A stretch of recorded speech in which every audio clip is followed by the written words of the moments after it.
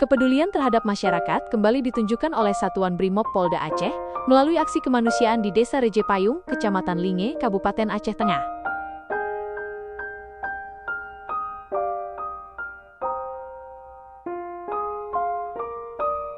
Bersinergi dengan personel Polsek Linge, para prajurit Korps Baret Biru ini turun langsung membantu warga membersihkan kediaman mereka dari sisa kotoran dan material yang mengganggu aktivitas sehari-hari.